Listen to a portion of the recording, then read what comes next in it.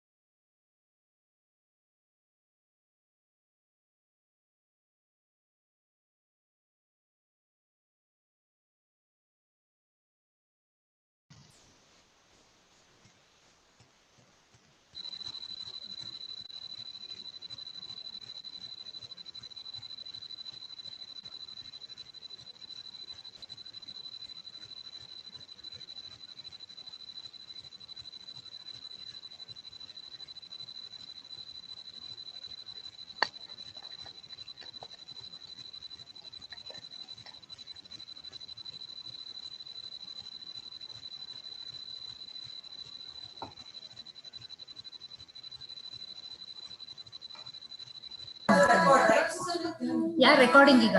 Hello sir, good morning. Umesh sir. I think your audio. So I made you the co-host.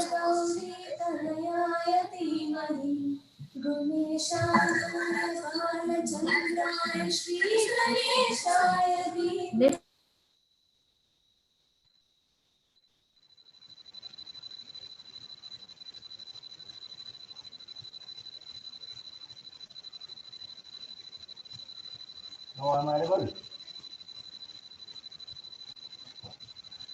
I'm audible now.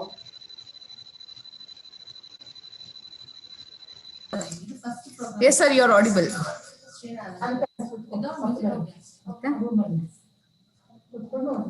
ನಿಮ್ದು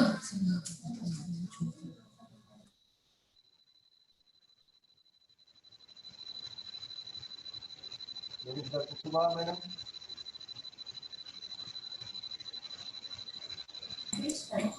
Yes sir, your audio is, I mean you're audible. It's clear actually. Yeah. One second. Hi.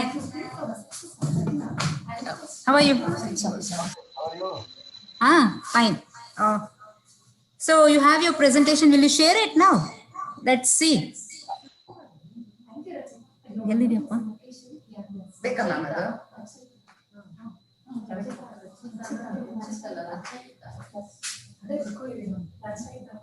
ಬರ್ಕೊಂಡಿದ್ದನ್ನು ಹೇಳ್ಬೇಕು, ಹೇಳಿದ್ದೊಂದು ಬರ್ಕೊಳ್ಳೋದೊಂದಲ್ಲ. Myself, Pooja, student from her BCC. And here, on behalf of the He can share screen, no? Yeah, you can. I made you. I made him the co-host. You can share his presentation. Yeah, come. Ma'am, ಬೇಕಾಯ್ತು. Yeah. Let it be there. Okay, come and sit. ನನ್ನೂರು ಬೇಕಿತ್ತ?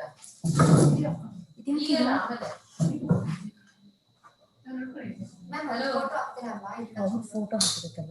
Ma'am, ನಾನು ಜಿಶಾ ಮ್ಯಾಮ್ನ ಕೂಡ co-host ಮಾಡ್ತೀನಿ. Send the presentation to her. It's okay, I'll give mine. That you give. ಅವ್ರಿಗೊಂಚೂರು ಹೇಳಪ್ಪ. Screen share ಮಾಡಕ್ಕೆ. Download zoom centre, download centre zoom ಅನ್ನ ಏನು download ಮಾಡ್ಬೇಕಾ ಇದ್ರಲ್ಲಿ? ಝೂಮ್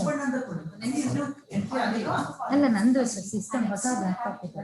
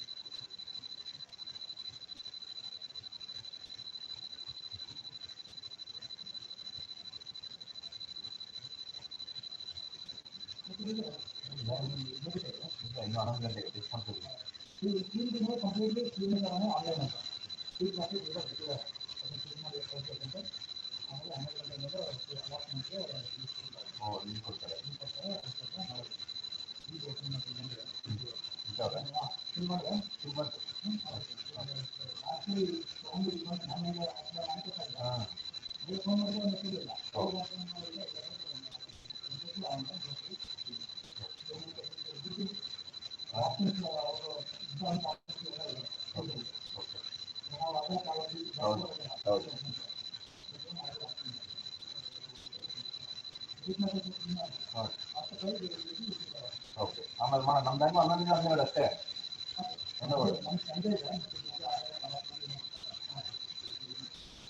ಕೊಡ್ತೀವಿ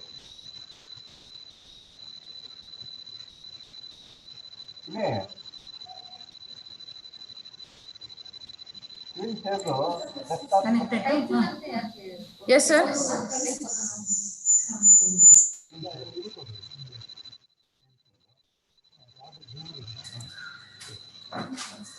Sir, ಆಡಿಯೋದಲ್ಲಿ ಏನೋ ಸ್ವಲ್ಪ ಪ್ರಾಬ್ಲಮ್ ಇದೆ ಅನ್ಸುತ್ತೆ.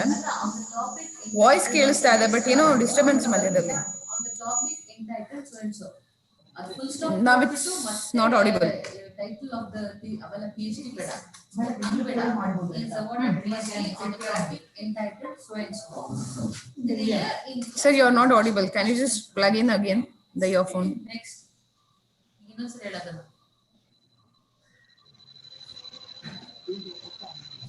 And Sir has completed PhD in applied working on the topic entitled post-pathogen interaction in pearl millet dumping ecosystem in the year 2000. ಅಷ್ಟೇ ವೆರಿ ಗುಡ್. ಸ್ವಲ್ಪ ಸ್ಟ್ಯಾಂಡರ್ಡ್ ಆಗಿ ಹೇಳ್ಬೇಕು sir. And Sir has completed MPhil. Yes, sir. MPhil ಆದ್ಮೇಲೆ PhD ಆಗ್ಬೇಕು. First PhD ಆಗ್ಬಿಟ್ಟು ಆಮೇಲೆ ಮತ್ತೆ MPhil ಆಗ್ಬೇಕು. ಮತ್ತೆ ಆಮೇಲೆ MSc BSc ಗೆ ಬರ್ತೀಯಾ? ಮತ್ತೆ ಎಲ್ಲ MPhil ಫಸ್ಟ್ ಹೇಳು. Sir, ಆಡಿಯೋ ಕೇಳಿಸ್ತಾ ಇಲ್ಲ. ಅದಾದ್ಮೇಲೆ PhD. ನೆಕ್ಸ್ಟ್ ಆಮೇಲೆ His field of specialization of molecular diagnostic of plant and animal pathogens, phytobacteriology, microbial biotechnology, molecular plant pathology, post-pathogen interactions, nanoscience and Sorry, nanotechnology, cell education. ನಾವು ಮಾಡಿಬಲ್ But there, sir, audible ಇದೆ, but there is some disturbance in your this one, your phone. Can you, can you speak without that earphone? Okay, thank you. God is there. Your wishes are there. Yes, sir. ಕೇಳಿಸಿಲ್ಲ. ದೇವರು madam. But there is a consistent voice breaking. I don't know why.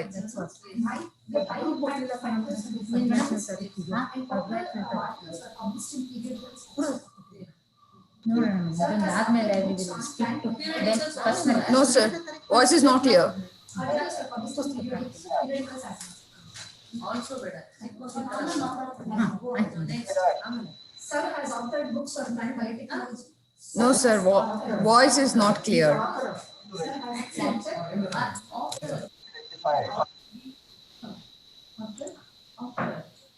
books on biotechnology ಓದ್ಬಿಟ್ಟು sign ಮಾಡ್ಬೇಕಂತ ಹೇಳಿದ್ರು. and for crop, animal and So can you just speak? ನಾವು ಆಯ್ತಾ Yes, sir. Now it's okay. Sir has supervised 15 PhD candidates and 25 MPhil candidates. This is his PPT. Yeah. Did you try your PPT? 9th standard ಸರಿ ಮೊದಲೇ ಕೆಲಸ. Here, share. Now it's fine now. So first take off. ಈ sign ಮಾಡೋದಾ? Ganesh.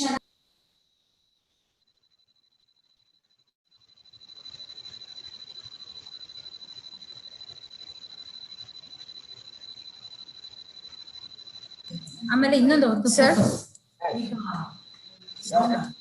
Sir, we have a PPT for department introduction. I'll share that first. After that, you can share your PPT. See, ಯಾವ್ದ್ರಲ್ಲಿ record ಆಗ್ತಾ ಇರೋದು? ಇನ್ನೊಂಚೂರು ಹತ್ರ ಬಂದಿರ್ತೀನಿ. No, the PPT share ಮಾಡ್ತಾ ಇದ್ರೆ ಆಗಲ್ಲ. Record ಮಾಡಕ್ಕಾಗಲ್ಲ. ಮತ್ತೆ ನಿಂದು yes. Can you just stop sharing that? I'll share the department PPT first. Then you can share your PPT, sir.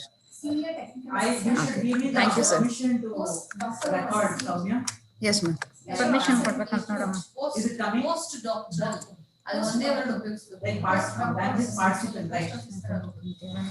I make you the co-host, no, ma'am, so that you can record. Allow to record. Yeah. Yeah. I give permission to record. And refresh the quiz. And he has visited in University of ಈಗ Institute of Soumya? China in June 2011.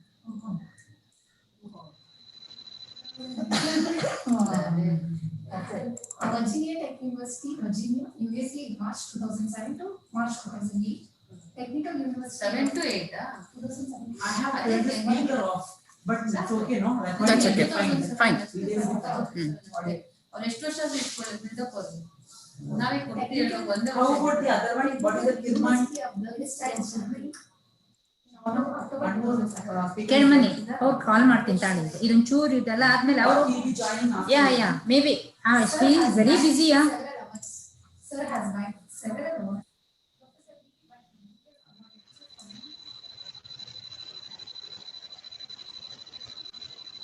A fellowship from the Indian Society of Mycology and Plant Ecology in the year 2015 from the National Academy of Biological Sciences.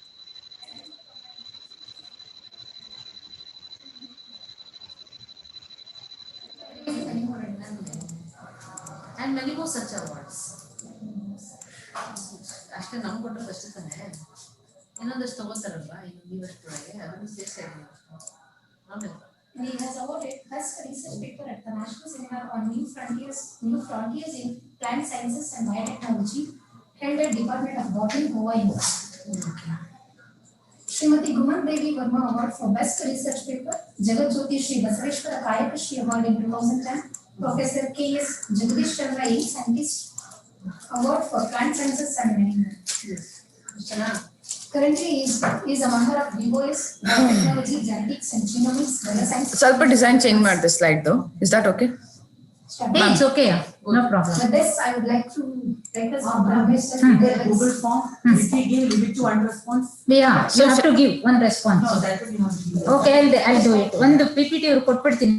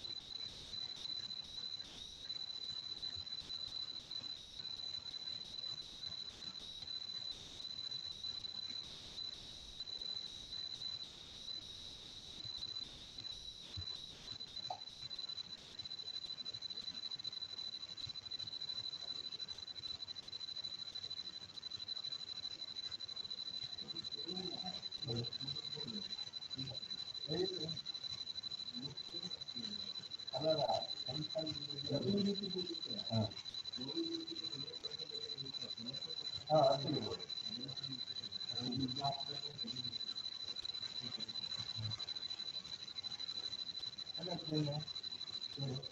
ಅದೇ ಅದು ಎರಡು ಸಲ ಇದು ಮಾಡ್ಕೊಂಡು ಬಂದಿದೆ ಮತ್ತೆ ಅಷ್ಟು ರೆಡಿ ಮಾಡಿಬಿಟ್ಟು ಒಂದು 5 ದಿನ ಬೇಕಾಗಿತ್ತು ಹೌದು ಬೆಟರ್. ನಾನು ಹಳೆ ಸಿಸ್ಟಮ್ ಸರಿ ಮಾಡ್ತೀನಿ ಅದು ಇದು ಮಾಡಿದ್ರು ಪರವಾಗಿಲ್ಲ ಈ ಕೊಡ್ಕೊಂಡು ಕೊಡ್ತಾ ಯಾವಾಗ ನನ್ನ ಯಾರು ಬರುತ್ತೆ ಅವ್ರಿಗೆ ಇದರಲ್ಲಾದ್ರೂ ಒಂದು 5 ದಿನ ಅದೇ ಸಿಸ್ಟಮ್ ನಮಗೆ ಅಂತ ಆ ಸಿಸ್ಟಮ್ ಆಗಿದೆ.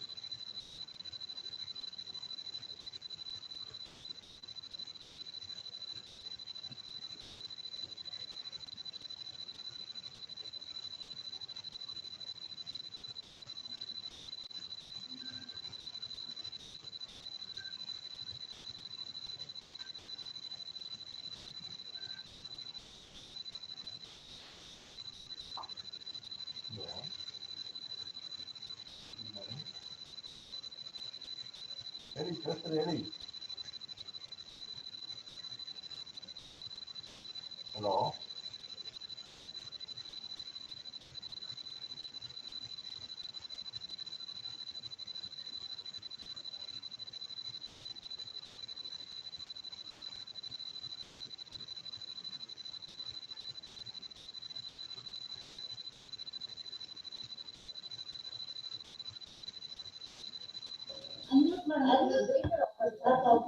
Good morning, all. A very warm welcome to everyone.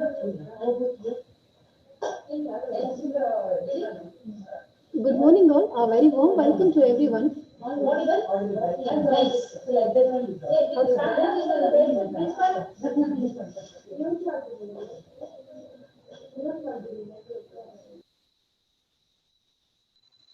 ಹೇಳಿ.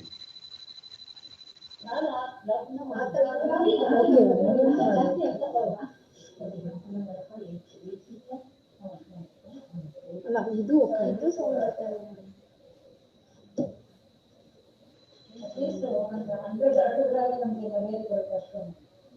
ಎರಡೂ ಪಾರು ಸಮಿತಿ ಎರಡೂ ಆಫ್ ಮಾಡಬೇಕು.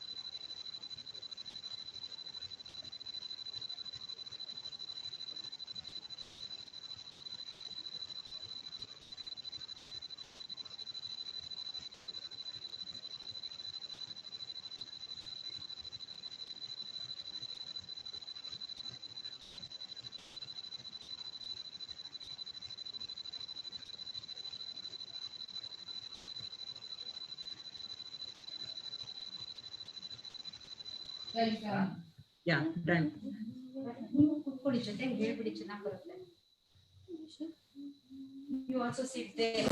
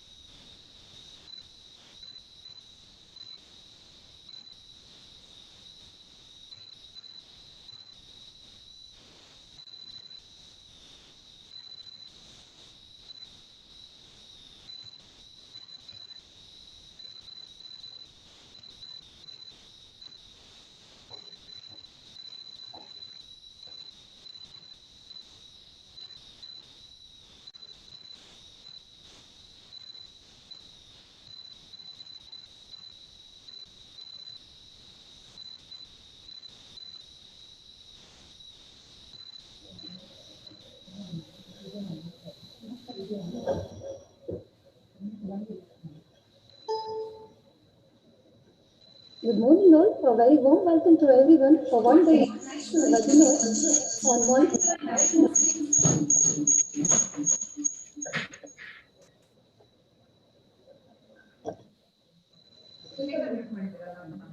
molecular diagnostics and phage therapy, organized by Department of Botany and IPAC, Government First Grade College, Vijayanagar, Bangalore. Let us begin the program with an invocation. To pray for the success of webinar, I request Rachai for invocation.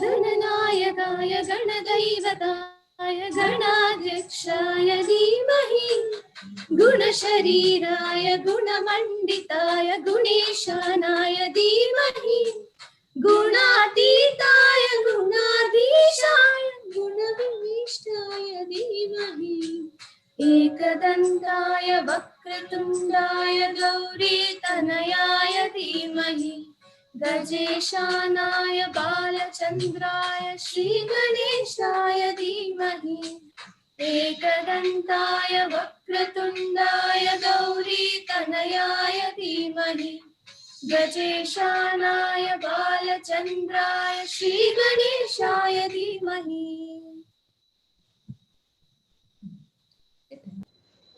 Thank you, Rachita, for your melodious invocation. We are blessed.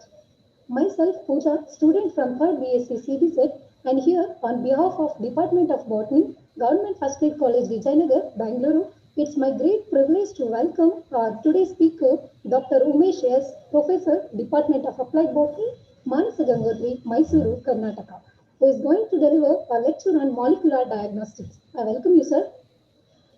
On behalf of organizing committee, I am extremely happy to welcome speaker of the second session, Dr. Chandrakant Kelamani, Professor and Chairman, Department of PG Studies and Research in Biotechnology, Gulbarga University, Gulbarga, Karnataka, who is going to deliver a talk on phage therapy. I welcome you, sir, to this webinar. I would like to respectfully and cordially extend my sincere welcome to our head of the institution, Dr. B. Chandrasekhar sir. I welcome you, sir, on behalf of staff and students of botany. I would also like to welcome our teaching and non-teaching staffs, students, and all the participants from India and abroad.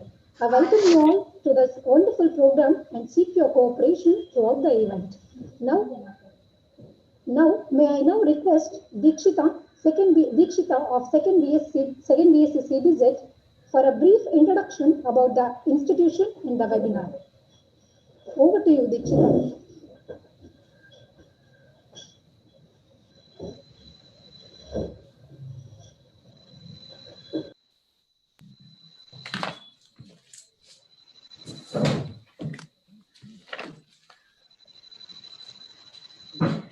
Good morning, all. Our institution, Government First Grade College, Vijayanagar, situated in the heart of the city, caters to needs for more than 3,300 students studying in UG programs like BA, BSc, BCom, BBA, BCA, and PG programs like MA, MSc, MCom, and MBA.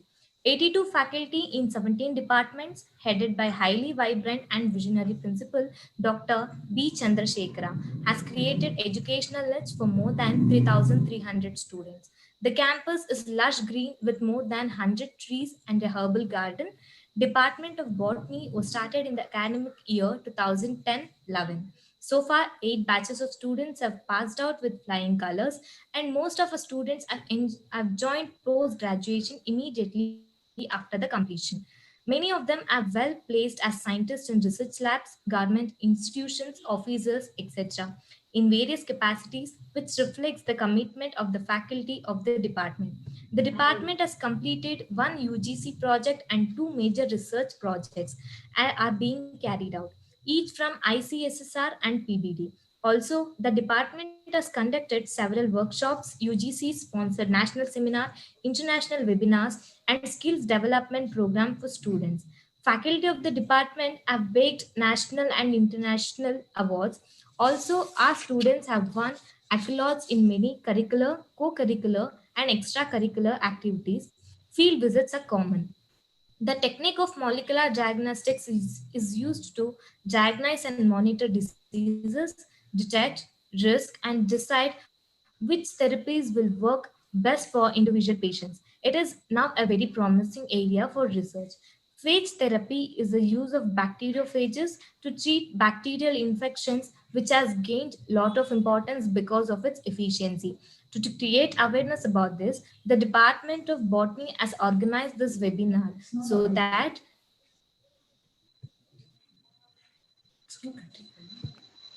that the UG students will come to know about this and the PG students can think of research in this area, which is very much required now. I'm pleased to share with you all that nearly 400 participants have registered for the webinar. We have participants from the US, Australia, Nigeria, Ethiopia, Egypt, Pakistan, UK, etc., and all parts of India. I'm sure that participants will be greatly benefited by this webinar. Thank you. Thank you, Dikshita, for your brief introduction about our college, institution, department, and webinar. I would now request our beloved Principal Sir, Dr. B. Chandrasekhar, to address the participants. Over to you, sir.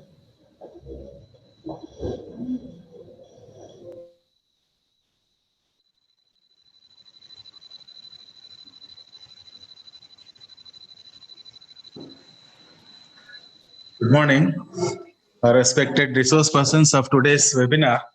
Dr. S. Umesh, sir, Professor of Mysore University, Dr. Chandrakant Lamani, Professor of Gulbarga University. And first of all, I would like to congratulate the Department of Botany for taking initiative in organizing a wonderful seminar, an international webinar on molecular diagnostics and phage therapy. It's a very interesting topic where I, being a commerce professor, I may not know much about this, the technical aspect of all this, but still our college is offering the courses like BA, BCom, BBA, BSc, BCA, MA, MCom, MSc, And in MA, we have Kannada, English, and economics. In MSc, we have mathematics and MBA programs. And also we have a research center in Kannada. And there are 3,350 students are pursuing their education in various streams. And we have great demand for admissions in our college. I think I can proudly say that ours is the #1 college as far as the admission is concerned, because we could not offer seat to many of the students who are seeking admissions for BCom and BCA. And we sent back around 400 BCom students and 200 BCA students because seats were limited. Even in spite of it, we got around 700 admissions for BCom first year and also 70 admissions for BCA first year. So this is the brief scenario of the institution, and we got recognition from various institutes. And also recently, maybe in a few months to go, we are going for NAC reaccreditation. We have to submit the SSR to the NAC for reaccreditation process. And we have an excellent faculty in the college. That is our strength. Our soft infrastructure is excellent in our institution. And you know that being government college, we have so many limitations. In spite of all these, we are performing better. Our results are over 80%, 83% from last 2 years. And earlier it was little less. Now we have improved a lot. Our institution is being ranked 23rd at all India level among government institutions and 6th in Karnataka among government institutions. It's really a great achievement of all our staff, and this credit should goes to my colleagues and also the students who are pursuing their education in our great institution. And I'm extremely happy, and I thank the resource persons who have readily accepted our invitation, and they have come forward to really share their experience and knowledge on the relevant topic today in the webinar. Thank you very much. And once again, I congratulate the Department of Botany and also IQAC coordinator, Dr. Shubha. She is the pillar of our institution, and there are many pillars. She is one among them. She is taking a lot of initiative, taking this institution to the greater heights. And she is working day and night. Many times when she used to be involved in the college till 6 o'clock in the evening, even she comes morning at 9 o'clock. So this indicates the commitment of the teachers, the entire faculty of the college, and also the chemistry department as well as the zoology department is also involved. They are also involved in the process of conducting this webinar. I congratulate all the faculty members of all the departments like Department of Chemistry, Department of Zoology, as well as Department of Botany. And thank you very much. Over to you, Dr. Shubha. Thank you very much, sir, for your inspirational talk.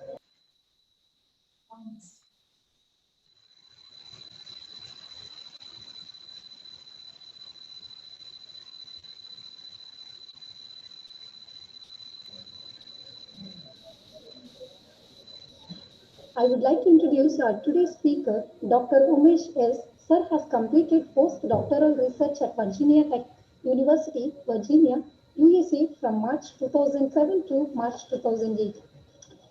Sir has completed MSc Botany from University of Mysore and also completed MPhil in Sea Technology from the Department of Applied Botany, University of Mysore.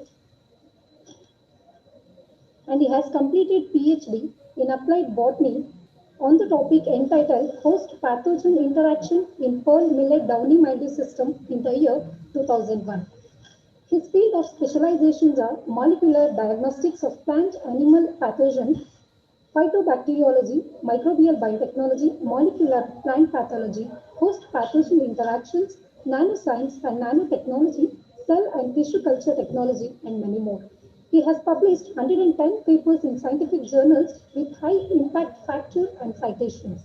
And popular articles were published in periodicals as well. Sir has authored books on plant biotechnology and biological products for crop, animal, and human health problems and prospects. Sir has supervised 15 PhD candidates and 25 MPhil candidates.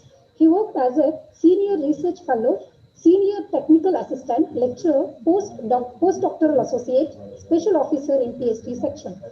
Sir has organized several conferences, national seminars, and refresher courses. And Sir has visited universities in abroad Oil Crop Research Institute of CAAS, Wuhan, China in 2011, Virginia Tech University, Virginia, USA in March 2007, Technical University of Darmstadt, Germany in October 2005. Sir has bagged several awards, Professor V.B. Kite Memorial Award Lecturer from Indian Society of Mycology and Plant Pathology in the year 2019. Sir has been awarded fellowship from Indian Society of Mycology and Plant Pathology in the year 2015 from the National Academy of Biological Sciences, Chennai, and also from the International Society of Biotechnology, India, and many more. Sir has been awarded Best Research Paper at the National Seminar on New Frontiers in Plant Sciences and Biotechnology held at Department of Botany, Goa University. Srimati Guman Devi Verma Award for Best Research Paper, Jagat Jyoti Shri Basaveshwara Kayika Shri Award in 2010, Professor K.S. Jagadish Chandra Young Scientist Award for Plant Sciences, and many more. Currently, he is a member of BOS Biotechnology, Genetics and Genomics, Bioscience, University of Mysore. Well, with this, I would now request Dr. Umesh S. Sir to deliver his lecture. Over to you, sir. Thank you. Thank you very much. Everyone, namaskar. Good morning to all of you. Respected Professor Chandrasekhar, Principal of this college, Dr. Subha, my classmate, and also HPSC coordinator, my MSc classmate, and all the participants of the college, and also the participants from different places. First of all, I would like to thank Dr. Subha and Dr. Chandrasekhar for having provided me the opportunity to speak to all of you. And dear friends, I'll be speaking on molecular diagnostics with special reference to bacterial pathogens. All these entire aspect of molecular diagnostics is. Excuse me, sir. Am I audible? Sorry. Yes, sir. But there is some disturbance in your mic. Speaker off. Right now? No. Yes, sir. There is some disturbance in your mic, sir. Now it's all right, I think. Okay, so now it's quite fine, but you have to share your presentation. I will share. Okay, sir. Thank you. Dear friends, in another 1 hour or so, I'll be speaking to all of you on molecular diagnostics with special reference to bacterial pathogens. Bacterial pathogens of plants, bacterial pathogens of animals, and bacterial pathogens of food items, different food items. As I said earlier, all these results are the research outcome of my PhD students. So I owe a lot of to PhD students. Dear friends, before going into subject proper, I would like to give a brief background of the presentation. So, the food production and the population explosion, if you compare, population is exploding in the geometric progression, whereas food production is increasing in the arithmetic progression. Obviously, we need to do a lot of things to face the face of different food products and the food production. And according to FAO of United Nations Organization, only 2 out of every 5 people will be having the balanced diet. That means to say that lots and lots of people are going to bed hungrily without having the proper food. And if you take food items, food is from mostly vegetarian or non-vegetarian or whatever the source may be. So when you grow the food items, during the process of production, now slides are visible, no?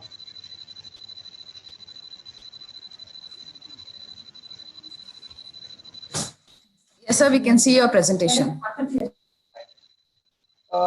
During the production process of food items, about 30 to 35% of the agricultural produce as going as waste to different pests and diseases. That means to say that lots and lots of microorganisms and insect pests are taking away the agricultural produce. if you take the different aspects of loss, say microbial losses include losses from fungal microorganisms, losses from bacterial microorganisms, losses from viruses or viral microorganisms. About 30 to 35% of the yield reduction is reported because of pests and diseases.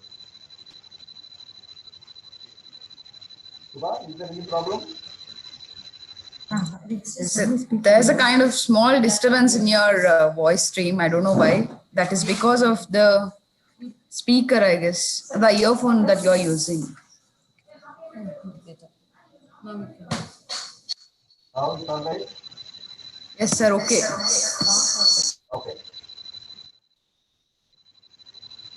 Because I could make out some difference in Subha's face at first.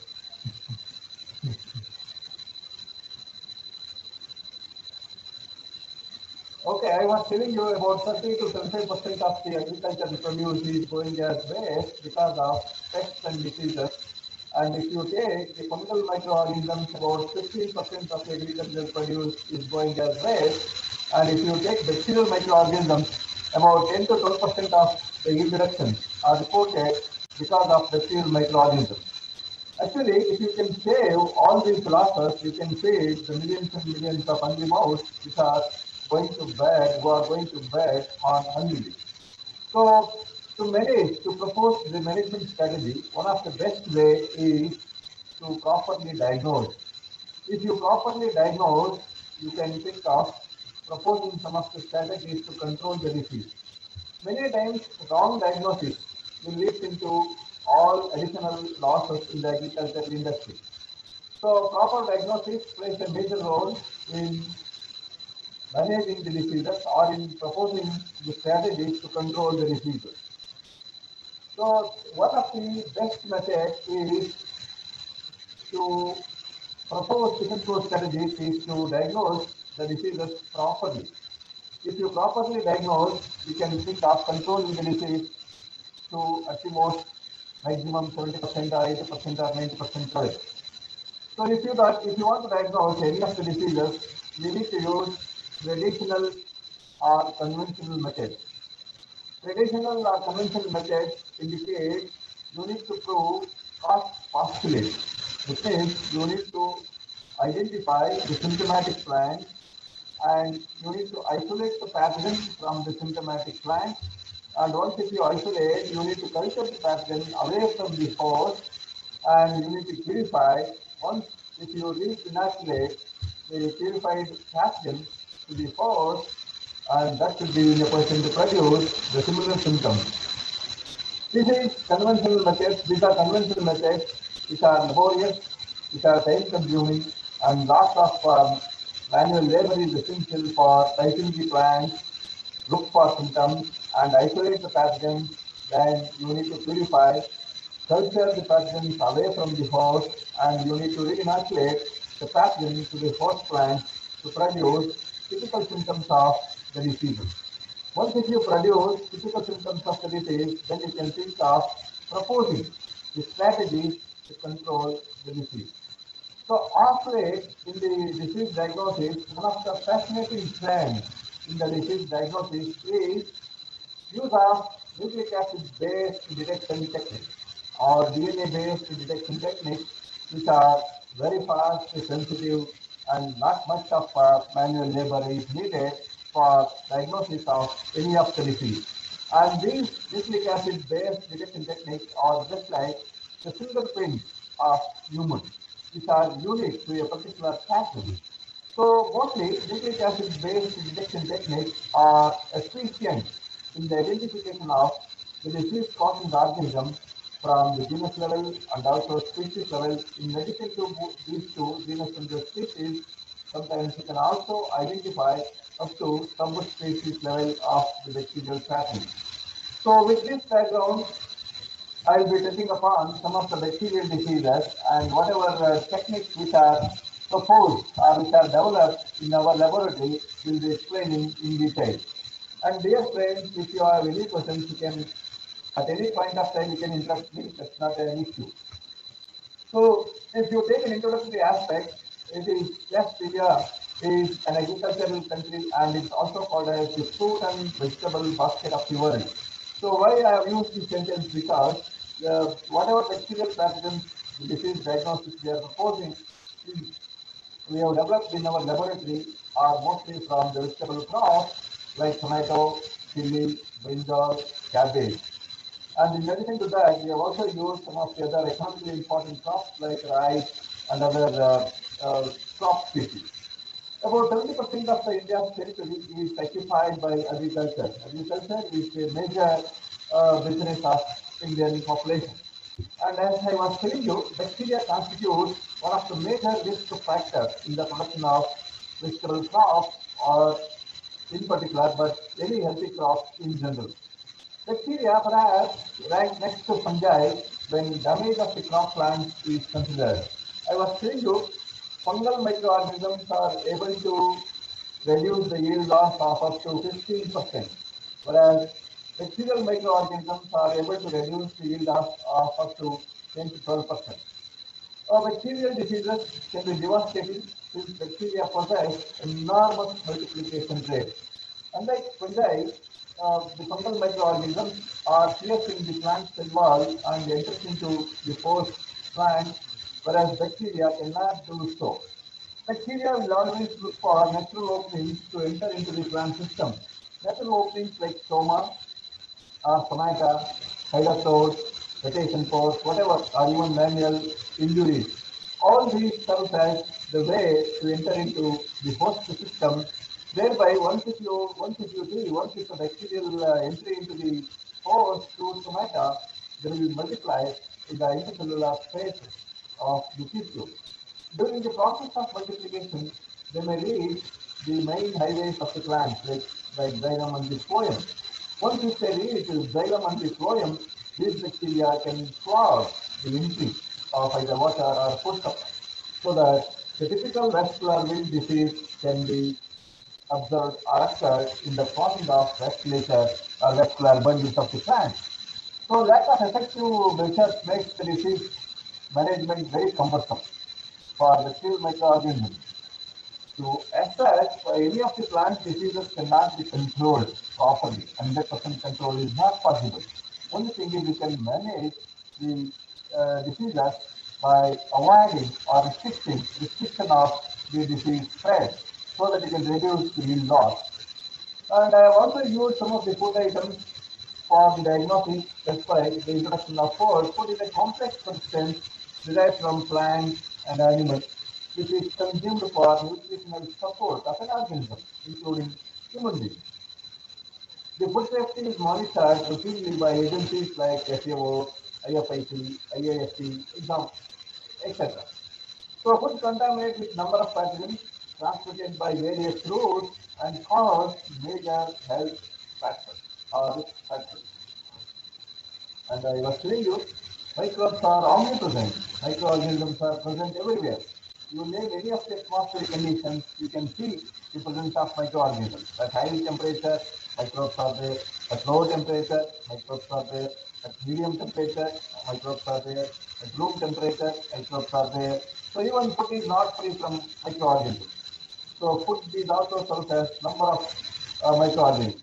And medical report says the GI tract of human beings harbor or serves as meat for more than 600,000 microorganisms. And further, they say when all these microorganisms are present in proportionate concentration in the GI tract, gastrointestinal tract of human beings, then only our process of digestion will be normal. If the concentration of these microorganisms are slightly varied, then obviously our digestive system will not work or function normally. So number of foodborne pathogens are reported by WHO and CDC, Committee for Disease Control. Among them, Campylobacter jejuni, Listeria, Salmonella are most frequent, which are responsible for causing food poisoning of human beings. So Staph aureus, Staphylococcus aureus, colonized approximately 30% of the human population and resides predominantly in the anterior nape, harmlessly on the skin and in the GI tract. And this Staph aureus causes skin and soft tissue infections, aggressively into bacteremia and infective endocarditis or sepsis. So identification through conventional methods. I was telling you the conventional methods are monitorize the plant, look for the disease symptoms, isolate the pathogen from the symptomatic portion of the plant. Then you have to purify those pathogenic organisms. Then you have to culture those pathogenic organisms outside the host. Then the purified portion or the purified fraction of pathogenic organisms should be reinoculated into the susceptible host. Then that susceptible host would be in a position to produce similar symptoms. This is the proving of Koch's postulate. Robert Koch has proposed 4 postulates to say this pathogen is responsible for causing this particular disease in this particular host. And the expression of the disease is not easy. 3 important factors will concurrently occur for the expression of the disease. Out of those 3 important factors, one is virulent pathogen. Pathogen should be virulent. That means you have virulent pathogens also. The other one is susceptible host. The host should be susceptible. That means you have resistant host also. In addition to the presence of virulent pathogen and resistant host, the atmospheric conditions should be congenial. Only the congenial atmospheric conditions, virulent pathogen and susceptible host. The concurrent occurrence of these 3 important factors leads into the establishment of the disease. This is what is known as popularly called as disease triangle. Just like Bermuda Triangle, we have disease triangle in plant pathology. And disease resistance is a rule in nature, and susceptibility is just an accidental phenomenon. Disease resistance is a rule in nature, whereas disease expression or disease susceptibility is just an accidental phenomenon. So these methods, which are conventional for the identification, are often replaced by nucleic acid based detection techniques. Due to lack of sensitivity of conventional methods and laborious nature of conventional methods and complex to perform, these nucleic acid based detection techniques are easy to perform, and within a short span of time you can detect hundreds and thousands of samples within a short span of time. Identification of patterns in a short period of time is still challenging to the scientific world, and developing easy and sensitive methods for identification of pathogens can give more attention about food safety before they are released for consumption. And all these we are published in one of the important journals, that is Critical Reviews of Food Science and Nutrition, which has got the impact factor of more than 6. Diagnostics. I was telling you about Koch postulates. Koch postulates are nothing but you need to look for symptomatic portions of the disease. Which means this is the very word disease indicates this is not easy. There is some problem in the host. That is, this is. So this is the Robert Koch proposed 4 important postulates. Whatever the pathogenic organism which is there from the symptomatic portion of the plant should be isolated, and it should be purified, and it should be cultured away from the host or outside the host. Then the purified fraction of that culture should be reinoculated to susceptible host, and it should produce the similar symptoms. So these are the Koch postulates. Then importance of diagnostics. I was telling you, once if you identify the disease wrongly, all other investments in the control will be going as well. So disease diagnostics is playing a crucial role in the control strategy of the disease. In the development of the control strategy of the disease, disease diagnostics is playing a pivotal role. Today, diagnosticians have an array of methodologies. You have immunological assays, you have morphological characterization, you have biochemical characterization, you have DNA-based techniques. These are all different arrays of diagnostic methods. Traditionally, cultural methods, unit culture, which are relatively slow. Nucleic acid-based amplification systems like polymerase chain reaction. This is mostly used routinely in the forensic science department of police department. So forensic science department also uses a small amount of DNA which can be amplified in millions and millions of times and look for the identification of that particular substance. So nucleic acid based reaction techniques like polymerase chain reaction are promising methods for rapid identification of low numbers of plant pathogenic bacteria. Whereas in the traditional cases, if you have sufficient number of colonies, then only you will be giving us this proper result. But here in the nucleic acid based technique, even low numbers of plant pathogenic bacteria are sufficient to amplify, that is through PCR.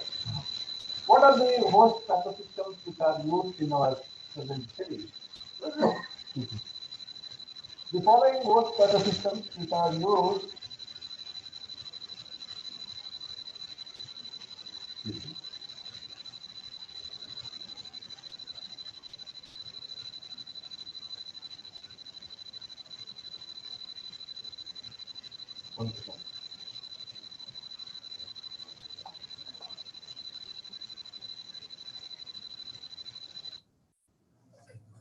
Yeah. ಹೌದು ಕಾಲ್ ಬಂದಿದೆ ಅವರಿಗೆ.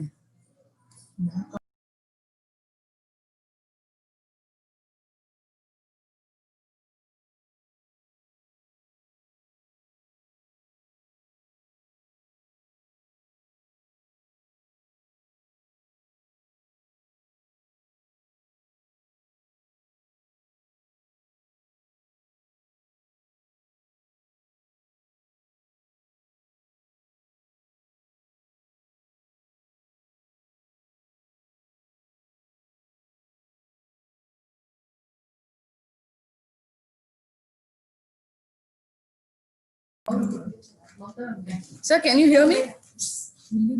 Hello, sir. He's on mute now.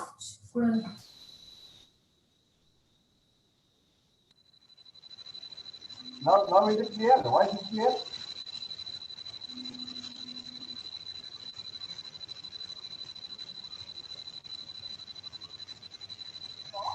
So voice is clear now? Yeah. Okay. I will check. Okay.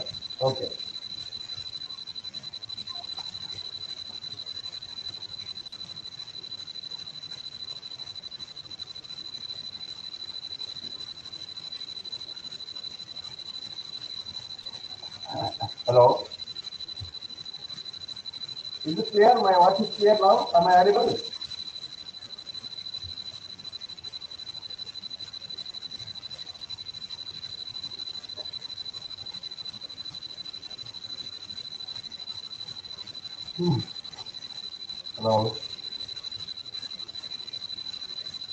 Hello.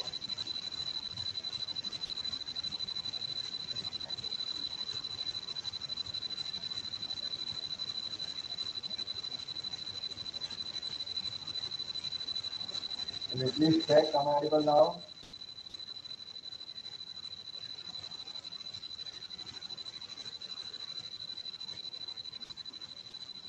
Hello. So these are the following hosts and pathosystems which we have used in the present study. Then tomorrow section of police Pitheria, bacterial leaf spot causing pathogen in case of tomato, chili, and the brinjal. Then tomorrow Orizae, Pitheria, which is bacterial leaf blight causing pathogen in case of fry. And then tomorrow Campestis, Campestis, Blastron causing pathogen in case of cabbage. And Rostonia silinacearum, which is bacterial wilt causing pathogen in case of tomato, chili, and the brinjal. And foodborne bacteria, Staphylococcus aureus we have used, and leptospirosis, which is one of the important zoonotic disease in the cattle we have used, Leptospirosis species.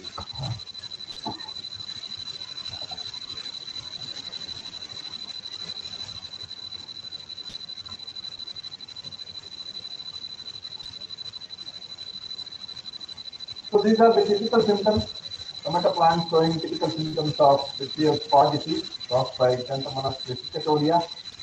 Tomato plant showing typical symptoms of bacterial wilt disease caused by Ralstonia solanacearum, and similarly bacterial spot and bacterial canker on the fruits of tomato. You can see the black white spots which are reduces marketability of the tomato fruit. Similarly, bacterial blocker causing bacteria in case of cabbage. These are the things, the V-shaped structure on the leaf lamina, leaf margin of the cabbage. Uh, Through these stomata or vacation pores, the bacterium will enter inside and multiply and start causing the chlorotic symptoms of the disease. Similarly, in case of bacterial leaf blight of rice, yellowing of the leaf starts from the distal portion of the leaf and reduces the photosynthetic area of the total plant and reduces in that way the yield reduction is because of the reduced photosynthetic area of the leaf. And based on the amount of leaf which is being yellow in color, you can assess the severity of the disease. The severe form of this bacterial leaf blight of disease in case of rice is called as affect symptom, which is the most severe part of the disease. So, as I said, traditionally, we need to isolate and characterize the different phytopathogenic bacteria using biochemical, morphological, and molecular methods. So, we obtained the seed samples from different sources, and we have subjected all the obtained seed samples for the different serial testing methods followed by the procedure recommended by International Seed Testing Association, headquarters at Zurich, Switzerland, it is ISTA procedure.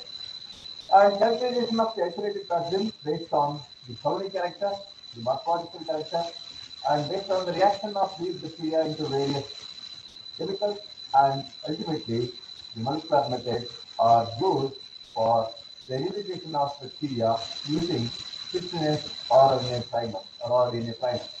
So these are the morphological characterization, morphological characteristic features of Xanthomonas campestris, Xanthomonas Exonopolis, Xanthomonas coryzae, and Ralstonia solanacearum on their semi-selective media. If you culture the bacteria on the semi-selective media, we can approximately say based on the color reaction. So this is either Xanthomonas coryzae, this is Xanthomonas campestris, or this is Xanthomonas Exonopolis, whatever vesicle. So now the subject proper task we have used PCR SSCT is one of the most important widely used techniques for identification of chronic mutations in human beings. For the medical practitioners, this PCR SSCT, polymerase chain reaction, single strand confirmation polymorphism is being used in the identification of chronic mutations due to its simplicity, sensitivity, and rapidity. The 16S RNA gene whose use is considered as a gold standard for bacterial identification. Single-strand confirmation polymorphism analysis of PCR amplified fragments of the 16S RNA gene has more recently been used as an alternative to genomic sequencing for the identification of most of the bacterial microorganisms. So this amplification product by using 16S RNA gene and after amplification, immediately the amplified product, that means when the double-stranded DNA will become single-stranded, these single-stranded DNA should be exposed to either cold treatment or heat shock. Either the cold treatment and the heat shock will give the characteristic folding of that particular single-stranded DNA, which is unique to individual subspecies of the organism. This is how the mechanism of PCR is taking place. When the double-stranded DNA will be annealed into single-stranded, then the single-stranded DNA should be subjected to either heat treatment or the cold treatment, then immediately the single-stranded conformation will be obtained from the single-stranded DNA, and this we can assess based on running the gel. So after the PCR identification of the target sequence, the amplified product is denatured to two single-stranded DNA and subjected to non-denaturing polyacrylamide gel electrophoresis. Under non-denaturing conditions, single-stranded DNA has a secondary structure. So these are the secondary structures of single-stranded DNA. These secondary structure loops will be characteristic based on the individual subspecies or pathoword of the organism. So the case, this PCRSSCP can explicitly identify not only at the genus level, not only at the species level, even at the subspecies level, even at the pathoword level, this particular PCRSSCP is able to identify the organism. Under non-denaturing conditions, single-stranded DNA is a secondary structure that is determined by the nucleotide sequence. The mobility of these single-stranded DNA depends on the secondary structure of the amplified product. So when we are running the gel, the mobility on the gel of the single-stranded DNA is depending on the secondary structure, which are the formation of loops, which will be unique to either catavar or subspecies of an organism. So the procedural details are very, very simple. We need to isolate the bacterial DNA, then you need to amplify using 16S RNA primer, then you need to subject the amplified product to SSCP fingerprint, and this SSCP fingerprint can be compared with other cytopathogenic bacteria for validation. And this is how the validation will take place. So PCR SSCP binding patterns of one particular organism, which is bacterial root causing pathogen in case of tomato, in case of chili, and in case of brinjal. This will give us a unique binding pattern. This is exactly the forensic science people are doing to identify the criminals. Following the issues on the parentage. That is how the DNA will be amplified and compared with other organisms. And these are the teacher SSCP binding pattern of Xanthomonas extenopolis categoria, and this is Xanthomonas varese categoria in case of bacterial like causing pattern in case of rice, and this is the comparison of all the bacterial organisms which are causing the disease in case of chili, in case of rice, in case of brinjal, in case of cabbage, etc. So this is how the binding pattern of Ralstonia solanacearum is one binding pattern, Xanthomonas extenopolis is the other binding pattern, Xanthomonas varese categoria is the other binding pattern, and E. coli and negative control are this ladder. So what are the applications of this single standard conformation polymorphism PCR? So PCR SSCP adds simplicity in the usage without the requirement of any of the special equipment, and the total time needed for the complete experimentation is within less than 1 day, and radioactive labeling is not necessary. SSCP is sensitive, inexpensive, and rapid. So though the DNA sequencing has become a common technique, and now this can be replaced by DNA sequence can be replaced by single-stranded conformation PCR analysis, PCR CCP. Of course, these were published in important journals. So that is about the single-strand conformation polymorphism PCR. Now the other technique is colony PCR CCP. Single-stranded conformation polymorphism PCR requires the purified fraction of the organism. But here, the colony PCR, you don't need to isolate the DNA. You can skip the particular stage, particular step of isolating the DNA. Directly, you can use the purified fraction of bacterium on running the gel. Colony PCR requires isolation of pathogen, but does not require subculturing or even DNA extraction is not needed, or even sample treatment is not needed. Therefore, this colony PCR SSCP is rapid, accurate, and cost-effective approach for detection of the pathogenic microorganisms. Colony PCR SSCP has an advantage because of its simplicity and rapidity. In the previous technique, we have to isolate the DNA, but now DNA isolation is not needed. Colony PCR SSCP technique is also very simple. That is the 16S RNA primer. You need to use directly bacterial culture, and you don't need to isolate any of the DNA. Directly you can use the colony. Colony PCR SSCP fingerprint will be compared with other mycobacterial pathogens for validation, just like PCR SSCT. And this is how you can think of comparing colony PCR SSCT fingerprint, where you don't need to isolate the DNA, directly you can use the colony on running the gel. Colony PCR SSCT binding pattern of Transfonia solanacearum isolate. Binding patterns were visualized on non-linear polyacromate gel and isolate.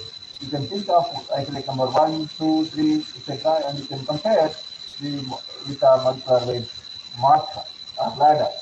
So colony PCR SSCT binding pattern of other pathogen, that is Xanthomonas vexillopodis, Petaurus. And similarly, you can compare colony PCR SSCT binding pattern of Transfonia solanacearum compared with Xanthomonas vexillopodis and Vesicatoria along with a negative control.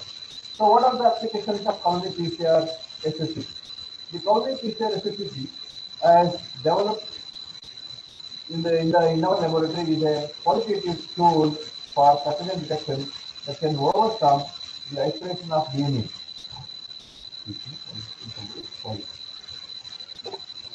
Hello? Hello? Okay. Hey.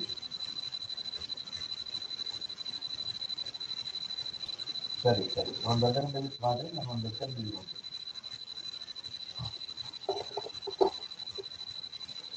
This colony PCR SSCT, which has been developed in our laboratory, is qualitative tool for pathogen detection that can overcome the isolation of DNA. Direct colony PCR SSCT for the detection of Xanthomonas vexillopodis, Petaurus Vesicatoria, and Rostomia solanacearum is relatively rapid when compared to conventional isolation and morphological examination of bacteria. This data also published in the International Journal of Integrative Biology. Then, without isolating the DNA, even without purifying the bacterial organisms, we can think of identification of those bacteria with the help of the technique what is known as multiplex PCR, multiplexing of bacterial organisms, multiplex PCR, where you don't need to isolate the DNA and you don't need to purify the organism. Directly, you can think of mixture of bacterial colonies can be detected from the soil sample or from environmental sample by using this multiplex PCR. Here, only thing is we need to standardize the PCR conditions like melting temperature and the other requirements. Multiplex PCR is a widespread molecular biology technique for amplification of multiple targets in a single PCR experiment. More than one target sequence can be amplified by using multiple primer pairs in a reaction mixture. And our present research exploits this method for identification of pathogenic microorganisms like Xanthomonas tempestis, which causes the black rot of cabbage, and Rostomia solanacearum, which causes the built of termite.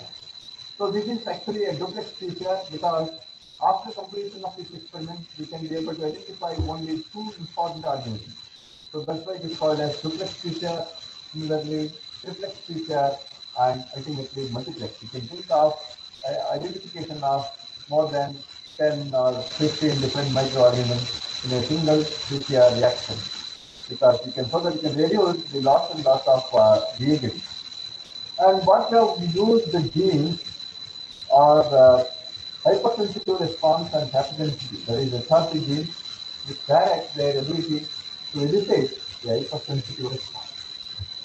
The 30 genes encode a type 3 protein secretion system that appears to be capable of delivering AVR protein, avidulin protein, across the walls and transmembrane of living plant cells. The multiplex PCR fingerprints were obtained with amplified a 619 base pair fragment of HRPFD and from Xanthomonas tempestis to campus base and a 360 base pair section of internally transferred spacer region from Basista street, post and happened identification. The reaction mechanism or the procedural details are isolation of block pattern, biochemical characterization of the pattern, and confirmation of the species specific primer, confirmation of the pattern by species-specific primer using the TAP gene, and both blood-clot pathogen and the xanthomonas can be amplified in a single PCR reaction. This is how the multiplex PCR technique, isolation of the pathogen, and PCR amplification of xanthomonas oryzae with a species-specific primer, and PCR amplification of Robsonian. When we do individually, so this is how at this particular base pair marker will be amplified from Xanthomonas oryzae, and at this particular base pair molecular weight marker will be amplified with Robsonian. When we run together both Xanthomonas oryzae and Robsonian, remember this causes one disease in rice and this causes the other disease in case of tomato. Rice disease pathogen, tomato disease pathogen. When we amplify individually, this will be amplified at the 331 base pair and this will be amplified at 281 base pair. When we are thinking to club these two together, that is rice pathogen and also tomato pathogen. Xanthomonas oryzae, which is blocked, bacterial yeast like causing pathogen, and Rossinius serum, which is bacterial weak causing pathogen in case of tomato. When we run together, this is how we will be getting the picture. Multiplex PCR profile of Rossinius serum and Xanthomonas oryzae at this particular temperature, 61 plus minus 1 degree centigrade from 5 to 8 plus. These are all multiplexing of both Xanthomonas oryzae and also Rhodophonia somniacea. By running this particular map, we can identify two important pathogens simultaneously using same quantity or unit quantity of reagent. So what are the different applications? Multiplex PCR method plays a crucial role in the identification of several pathogens in a single reaction. The procedure developed from our department or our laboratory independent studies work on the laborious or the traditional or the conventional characterization of phytobacterial pathogens.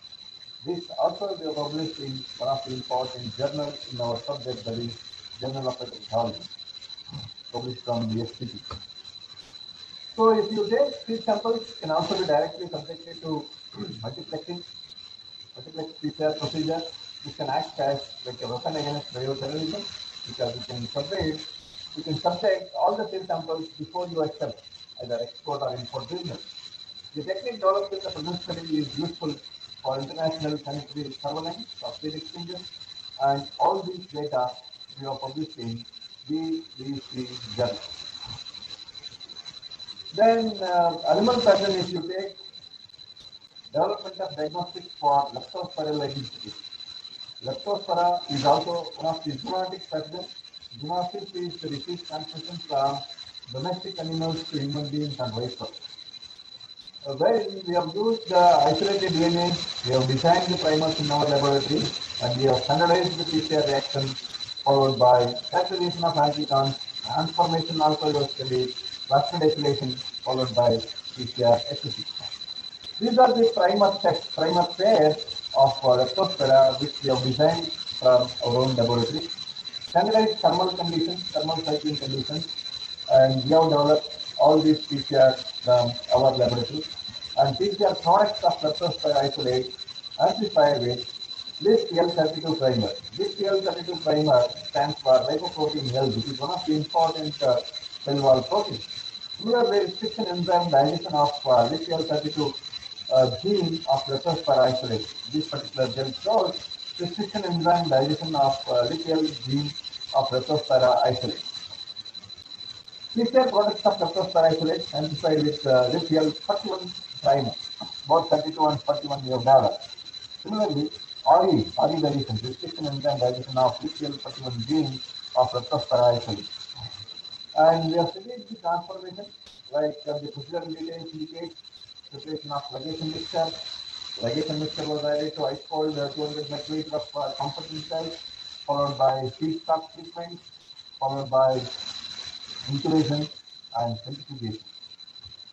So these are the gel pictures of LIPL 41 and LIPL 32 gene, which is amplified product at 4 into 7 base pair, 532 base pair, followed by 427 experiments.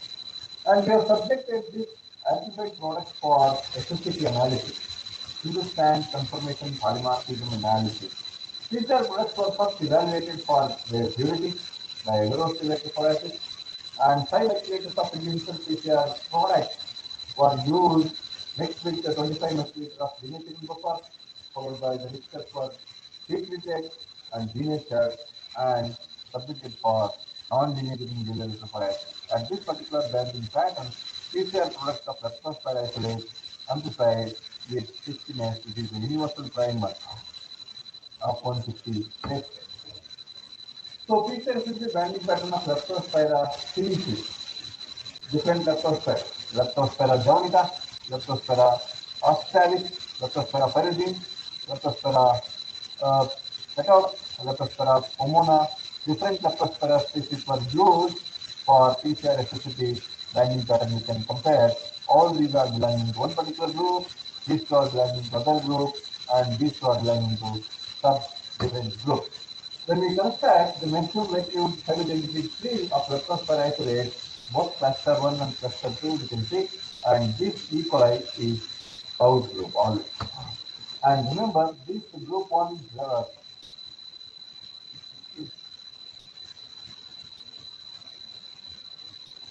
okay, this group is isolated from one particular region of the country, and this group, cluster 1, cluster 2, are both of these two isolated from different groups, different geographical locations. That is the reason, though they belong to leptospira, but they are unique in clustering or grouping in different construction trees. So food-borne pathogens, if you take the isolation of Staphylococcus aureus from the food samples, these are the various food samples which we have used, like carrots, beans, capsicum, cauliflower, brinjal, various vegetarian food samples, dairy products like milk, curd, beef, paneer, and bakery products, processed products, and some of the non-vegetarian products also we have used for isolation of bacterial pathogens. These are the various numbers of samples isolated like Staphylococcus aureus, and we have given the representative isolate used.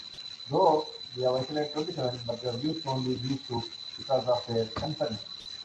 And the important technique from our laboratory or from our department is use of moldy biotyper as a diagnostic tool, which is just like you need to isolate various microorganisms and run on moldy biotyper tool. If you study broadly, collection of different food samples, isolation of Staph aureus, one group can be subjected to moldy biotyper. I will be telling you what is moldy biotyper in the next slide. And the other group can be subjected to biochemical calculation, then molecular approach. All these three techniques we have compared for proving whatever the isolated pathogen is either Staph aureus or not. Moldy biotyper can be studied by direct smear or even by extraction of protein. Whereas molecular approach, we have isolated DNA and subjected for amplification of PCR using universal primer and also specific primer.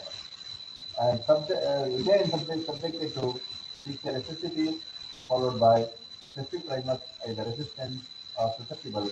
Then we have submitted the sequence to public domain of the feedback. These are different food samples and associated with food-borne pathogens. Staph aureus, Bacillus cereus, Staphylococcus plasmodium, E. coli, Shigella, Vibrio cholera, etc. These are the morphological characterization of different pathogens on specific chromogenic medium. By culturing the microorganisms on a specific medium or semi-selective medium, you can approximately say, oh, this particular pathogen, because of this color, you can say that this particular pathogen is producing this color on this particular medium. Then these are the staphylococcus species associated with the different food items, like vegetarian food items, non-vegetarian food items, dairy, vegetables, and fruits. Foodborne staphylococcal species on selective medium. And this particular figure of Staphylococcus aureus and epidermis, all these are giving the unique color or the medium, semi-selective medium. And their biochemical characterization, the Gram's reaction, hydrolase test, plaque oxidase test, starch hydrolysis, lipase, etc. The production of pigment, etc. These are the different technological isolates we have characterized in our laboratory and submitted these gene sequences to public domain of the gene bank and obtained the expression number. These are the different expression numbers of staphylococcal species. Some of them are Staphylococcus aureus, Staphylococcus epidermis, Vibrio cholerae, Shigella, etc. This is the mechanism of multi-biotyper in the identification of pathogens. It says either directly you can take culture smear on the moldy document plate, or even if you culture on the matrix liquid form or solid form, you can smear on this particular plate. Then you have to read this particular plate in the instrument. Then because of the software which is designed in the instrument, it will give us the particular spectra. So based on the approximate color range and also color and the reading 2.3 to 3, it is highly probable species identification with this particular symbol and also with the color. And if the reading range is from 2 to 2.299, this particular symbol and the color and secure genus identification, probable species identification. Similarly, you can say once if you run, the instrument will give us the reading and also color with the symbol. This is the moderate of MS profile on different Staphylococcus aureus. Based on the moderate of MS profile, you can say this particular bacteria which you are submitted for identification is either Staphylococcus aureus or E. coli or etc. Different foodborne pathogenic microorganisms are giving us the different spectra and Staphylococcus science discriminated by universally conserved thermonuclease gene, that is NUC gene. You can identify after running the cell this particular binding pattern used only from this particular bacteria. Similarly, if you run the Staphylococcus aureus PCR FSCP, it will give us this particular binding pattern. So totally, this multi-biotyper can be identified. So multi-biotyper can be used to identify bacterial microorganisms beyond doubt, even up to species level. So what are the applications? Applications we have successfully characterized the foodborne 160 nutrition resistant Staphylococcus aureus species. Science in the current study involving 500 different food samples and showed representative multi-biotyper as an alternative robust sensitive tool for the identification of Staph aureus.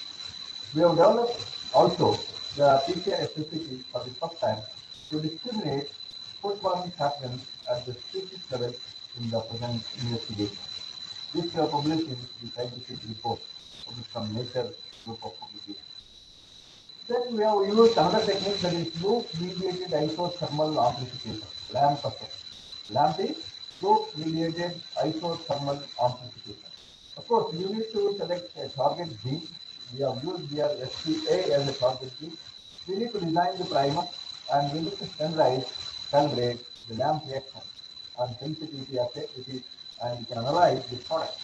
And this is how we have designed the primer for loop-mediated isothermal amplification for the identification of Staphylococcus aureus. And this is how it gives when you run the gel, and also without even running the gel, you can also see these are the different bacterial types used in the assessment of the specificity of LAMP reaction, loop-mediated isothermal amplification reaction. And this is how you can compare.